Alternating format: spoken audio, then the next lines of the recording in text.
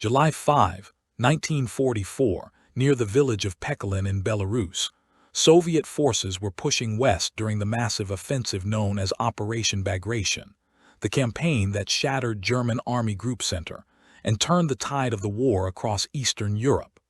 The forests and fields around Pekalin had become a battlefield filled with burning vehicles, shattered trees, and wounded soldiers scattered across the ground.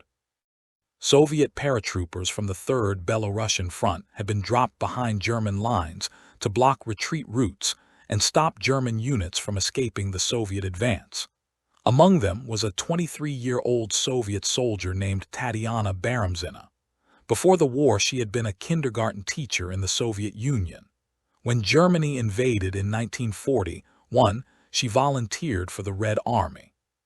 She trained as a sniper and quickly proved she could shoot with calm precision even under heavy pressure. In early missions, she had already killed several German soldiers from hidden positions along forest edges and ruined villages. But poor eyesight later forced her commanders to remove her from regular sniper duty. If you're new here, please subscribe, like this video, and comment your country or thoughts below so we can keep bringing you powerful history stories that deserve to be remembered. Instead of sending her away from the front, they reassigned her as a telephone operator and medic who would maintain communications and help wounded soldiers. Baramzina refused to stay far from danger. When her airborne unit prepared to land behind German lines near Pekalin in July 1944, she insisted on going with them even though the mission was extremely risky. The Soviet plan was simple and dangerous. Paratroopers would drop behind German defenses, block the main road used by retreating German forces, and hold the area long enough for advancing Soviet ground troops to close the trap. If the small airborne groups failed, German units could escape the encirclement and regroup farther west. The Soviet paratroopers landed in scattered groups in the dark forests near the village. Soon after landing, they discovered that the situation was far worse than expected. German forces in the area were stronger and more organized than Soviet planners believed. Instead of a quick strike behind thin defenses, the paratroopers found themselves fighting heavily armed German units supported by machine guns and armored vehicles. The Soviet group that included Baramzina took shelter in a captured German trench line and nearby dugouts. Fighting broke out almost immediately. German patrols moved through the forest searching for the paratroopers.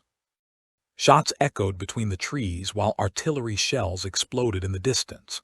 Baramzina worked as a medic and telephone operator at the same time, carrying wounded soldiers into the dugout while trying to keep communication lines connected to nearby Soviet units.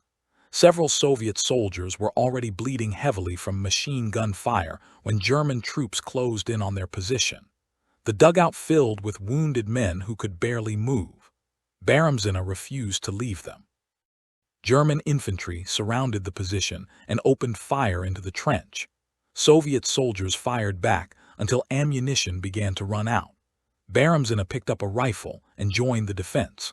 According to surviving reports, she shot several German soldiers while protecting the wounded inside the dugout. The fight lasted only minutes before the Soviet defenders were overwhelmed. German troops stormed the trench and forced the surviving Soviet soldiers out of the dugout. Baramzina and several wounded men were captured alive. German soldiers quickly realized she was a woman wearing a Soviet uniform and carrying sniper equipment. Female snipers were already feared and hated by many German troops on the Eastern Front because of the damage Soviet snipers had inflicted on patrols and supply units since the beginning of the war. Some German soldiers believed female snipers were especially dangerous because they were trained to wait silently for hours before taking a shot. When the Germans discovered who Baramzina was, their anger turned brutal. Witness reports and Soviet investigation records later described what happened.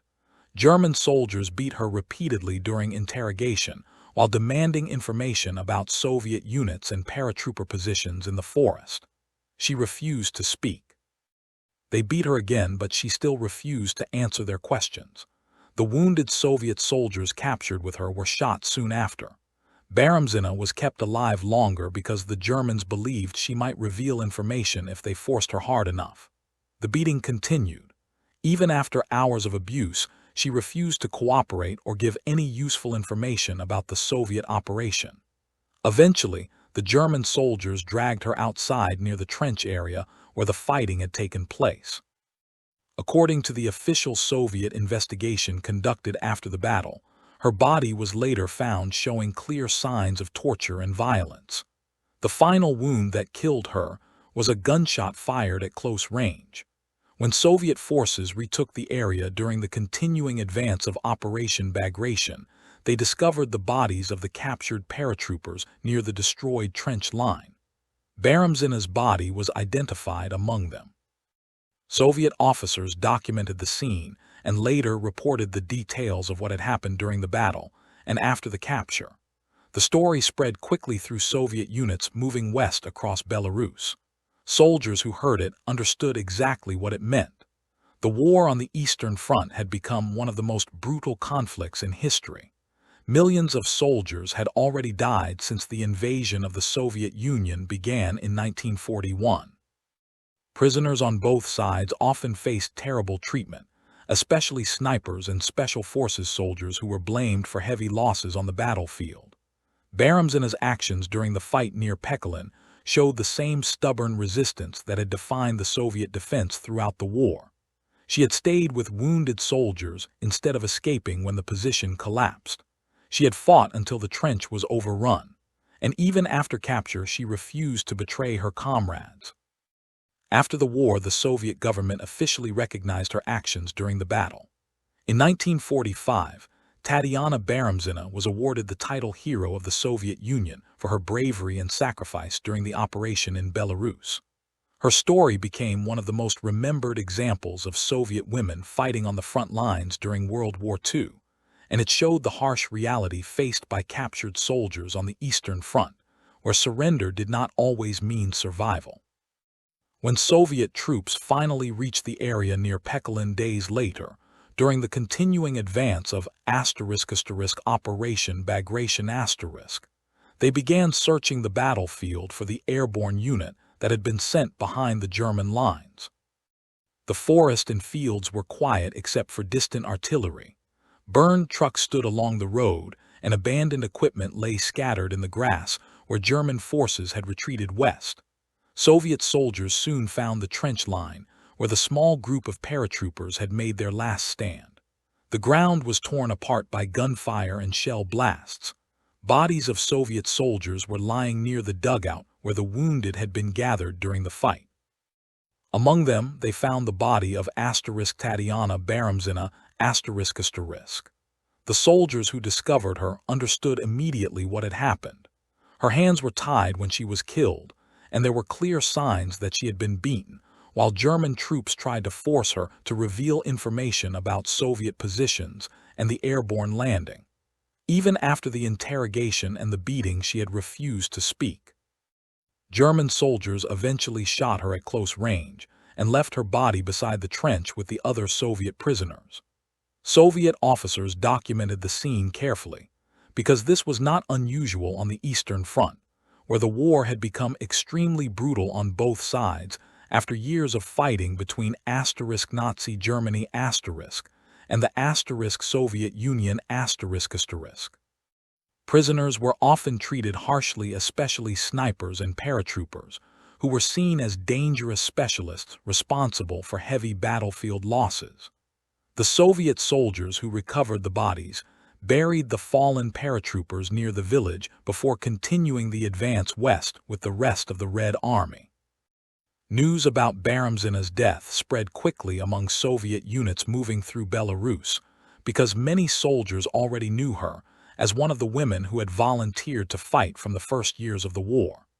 She had started as a sniper and later worked as a medic and communications operator, but she had refused to leave the front line even when commanders offered safer positions. Soldiers who heard the story understood that during the final battle near Pekalin, she had stayed with wounded men who could not escape and had fought beside them until German troops overran the trench. She had also refused to give information after being captured, even when it was clear the Germans were trying to force her to reveal details about the Soviet operation in the area. For Soviet soldiers pushing west across Belarus, the story carried a simple message because the war had reached a stage where both sides already knew how costly the fighting had become. Operation Bagration was destroying the German defensive line across Eastern Europe, and thousands of German soldiers were retreating through the same forests and villages where Baramzina had made her last stand. Soviet commanders later gathered witness reports from surviving paratroopers and from the soldiers who found the battlefield after it was retaken. Those reports confirmed that Baramzina had helped wounded men inside the dugout during the fight and had used her rifle to defend the position until the trench was surrounded. After the war, the Soviet government reviewed the reports and officially recognized her actions during the operation. In 1945, she was awarded the title Hero of the Soviet Union for bravery during the battle near Pekalin.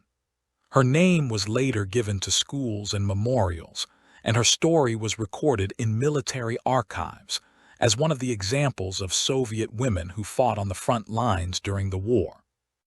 Thousands of women had served in sniper units, aviation regiments, medical teams, and communications roles across the Eastern Front, and many of them were killed during the fighting between 1941 and 1945. The story of Tatyana Baramzina remained remembered because it showed the reality of what could happen when a soldier was captured in one of the harshest theaters of World War II.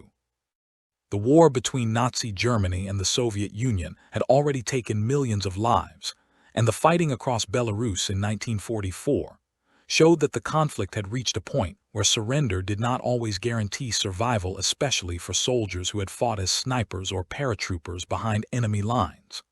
Soviet troops who moved through Pekalin after the battle carried that memory with them as the war continued west toward Poland and finally toward Berlin. Thank you for watching and staying with Drafted History to the very end. If this story gripped you, subscribe, like, and drop a comment below. Tell us which battle, leader, or forgotten turning point you want next. Your support helps bring more true, powerful history stories to life here.